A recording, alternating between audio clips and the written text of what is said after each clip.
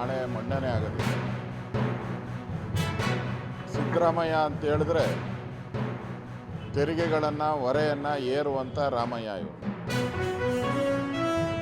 ಕೇಂದ್ರದ ಬಜೆಟಲ್ಲಿ ತೆರಿಗೆಗಳನ್ನು ಕಡಿಮೆ ಮಾಡಿದ್ದಾರೆ ನಿರ್ಮಲಾ ಸೀತಾರಾಮನ್. ಅದು ಅವರ 1 ಗಂಟೆ 10 ನಿಮಿಷದ ಭಾಷಣದಲ್ಲಿ.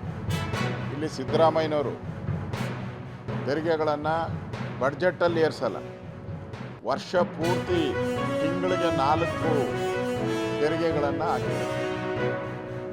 ಈಗಾಗಲೇ 36 ತೆರಿಗೆಗಳನ್ನು ಏರಿದ್ದಾರೆ. ಈಗ ಹೊಸ ತೆರಿಗೆಗಳನ್ನು ಹುಡುಕ್ತಾ ಇದ್ದಾರೆ. ನನಗೆ ಪೆಟ್ರೋಲು, ಡೀಸಲ್ಲು, ಎಣ್ಣೆ, ಸಿಗರೇಟ್ ಈ ಥರದ್ದು ಏನಾದರೂ ಹುಡುಕ್ತಾರೆ. ಮನೆ ತೆರಿಗೆ ಎಲ್ಲ ರೈಸ್ ಮಾಡಬೇಕು. ಅಂದರೆ ಈ ಸರ್ಕಾರ ಜನರಿಗೆ ಏನು ಭರವಸೆ ಕೊಟ್ಟಿತ್ತು, ಚುನಾವಣೆಗೆ ಮುಂಚೆ ಹೇಳಿದರು, ನಾವು ಯಾವುದೇ ಜನಗಳ ಮೇಲೆ ಹೊರೆ ಹಾಕದೆ ಗ್ಯಾರಂಟಿಗಳನ್ನು ನಾವು ತರ್ತೀವಿ ಅಂತ ಅವರ ಭಾಷಣದಲ್ಲೇ ಹೇಳಿದರು.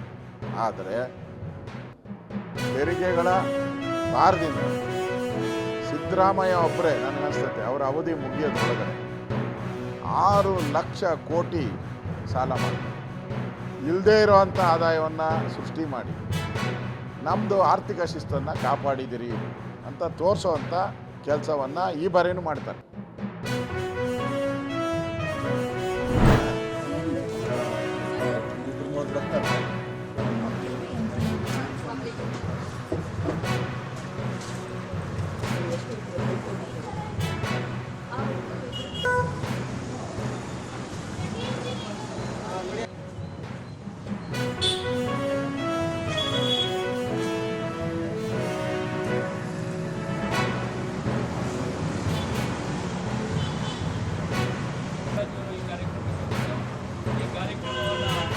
ಯಶಸ್ವಿಯಾಗಿ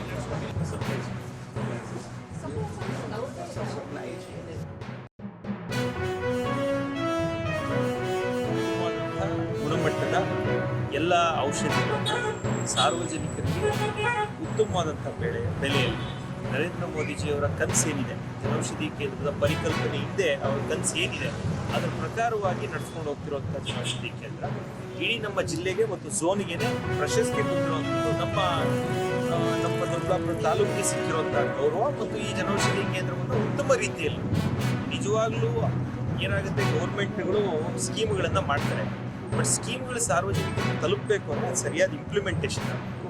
ಉತ್ತಮವಾಗಿ ಇಂಪ್ಲಿಮೆಂಟ್ ಮಾಡಿರುವಂಥ ಕೀರ್ತಿ ಈ ನಮ್ಮ ದೊಡ್ಡಬಳ್ಳಾಪುರದಲ್ಲಿರುವಂಥ ಪ್ರಧಾನಮಂತ್ರಿ ಜನೌಷಧಿ ಭಾರತೀಯ ಜನೌಷಧಿ ಕೇಂದ್ರಕ್ಕೆ ದೊರಕುತ್ತೆ. Janaushadhi Divas, we felicitate the Kendra owners in different categories. In women entrepreneur categories, their general category is their institution category, means the Kendras which are into hospital. So as per their purchase and sales, we give them the awards. So that's how we felicitate the Kendra owners.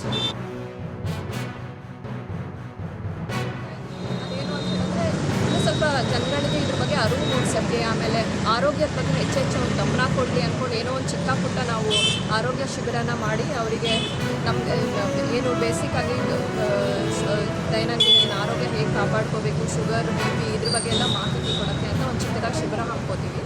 ಆವಾಗ ಇಲ್ಲಿಗೆ ಜನ ಬರ್ತಾರೆ. So ನಾವು ಅವರಿಗೆ ನಮ್ಮ ಕೈಲಿ ಏನಾಗುತ್ತೋ ಆ ಸಹಾಯ ಮಾಡಿ ನಾವು ಏನಾದರೂ ರೆಫರೆನ್ಸ್ ಕೊಡಬೇಕಿದ್ರೆ ರೆಫರೆನ್ಸ್ ಕೊಟ್ಟು ಬೇರೆ ಡಾಕ್ಟರ್ಸೆಲ್ಲ ಈ ಥರ ಕಾರ್ಯಕ್ರಮಗಳನ್ನ ಮಾಡ್ತಾರೆ.